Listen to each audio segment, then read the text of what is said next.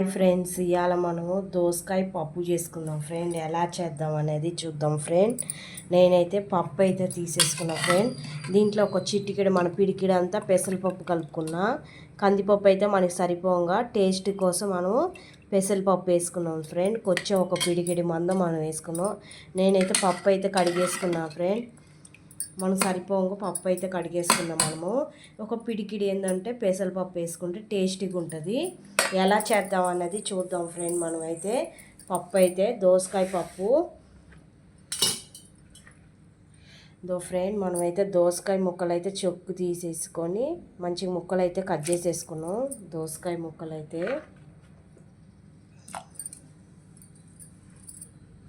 గడ్డ అయితే వేసేసుకున్నాం అండి. ఒక 2 టమాటా వేసుకుందాం. మనం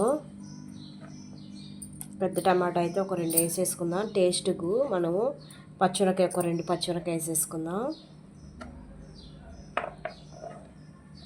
ఎల్లిపాయ అండి, పొట్టు తీసుకుని ఎల్లిపాయ ఒక 2 వేసేసుకుందాం. ఒక 2 రెమ్మలు మన ఇష్టం అండి.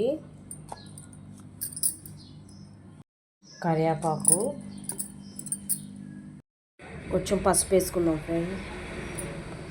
కారం సరిపోగా వేసుకుందాం. పిల్లలు తినేది బట్టి మనం ఇంట్లో ఒక కారం నేనైతే కొంచెం వేసుకున్నాను అండి. కారం కొంచెం వాటర్ వేసుకుందాం.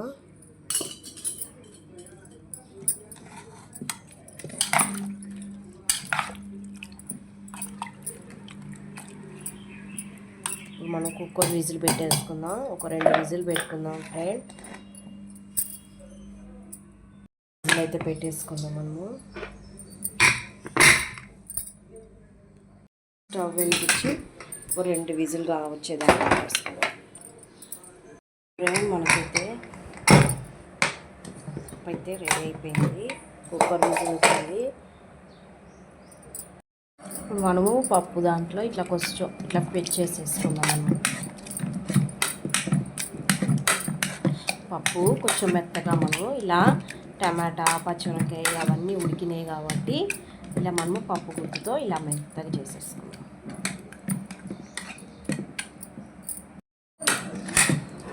ఇలా మనకి పప్పు అయితే మంచిగా మెత్తగా అయింది. ఇప్పుడు మనము సరిపోగా ఉప్పు వేసేసుకుందాం. ఉప్పు అయితే సరిపోగా వేసేసుకుందాం. కొంచెం చింతపండు రసం అయితే ఒక చిన్న గిన్నెలో చింతపండు గిన్నె వేసుకున్నాం. చింతపండు రసం అయితే వేసేసుకున్నాం. ఒక్కసారి ఇలా పప్పు గుత్తుతో ఇలా వేసుకున్నాం. ఇప్పుడు మనము తాలింపు పెట్టేసుకున్నాం ఫ్రెండ్.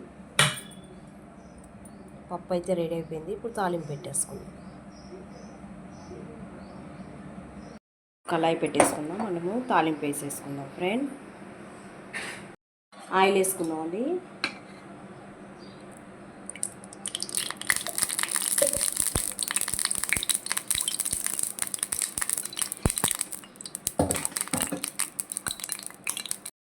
మిరపకాయలు, కరివేపాకు, జీలకర్ర, ఇంగువ, చిటికెడు పసుపు వేసుకుందామండి.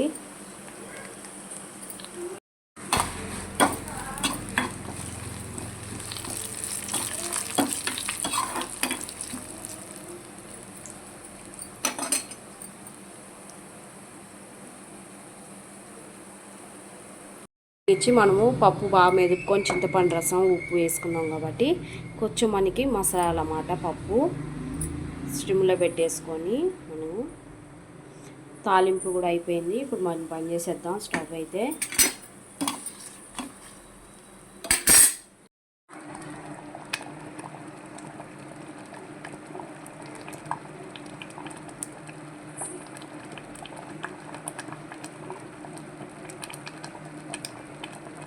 ఇట్లా మనకి పప్పు అయితే మంచిగా మనం చింతపండు రసం వేసుకున్నాం కాబట్టి మంచిగా మరుగుతుంది అన్నమాట. కొంచెం పచ్చివాసన పోయేదాకా ఇలా మనకి స్టవ్ అయితే మనం బంద్ చేసేసుకున్నాం. ఇప్పుడు ఒక గిన్నెలోకి వేసుకొని తాలింపు అయితే వేసేసుకున్నాం.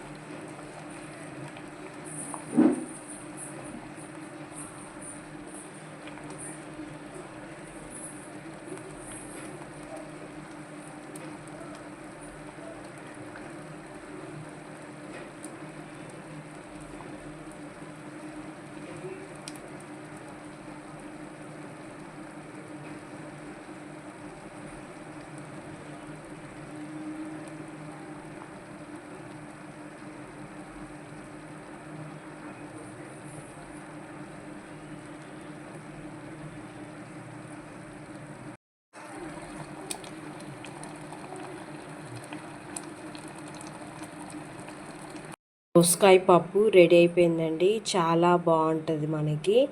మీరు కూడా కంపల్సరీ చేసుకుంటారని అనుకుంటున్నా ఫ్రెండ్. దోసకాయ పప్పు అయితే చాలా టేస్టీగా ఉంటుంది మనం చేసుకుంటే. కానీ రైస్కైనా బాగుంటుంది, చపాతీకైనా బాగుంటుంది ఫ్రెండ్. మీరైతే కంపల్సరీ చేసుకుంటారని అనుకుంటున్నా ఫ్రెండ్. లైక్ చేయండి, సబ్స్క్రైబ్ చేసుకోండి, కామెంట్ చేయండి ఫ్రెండ్.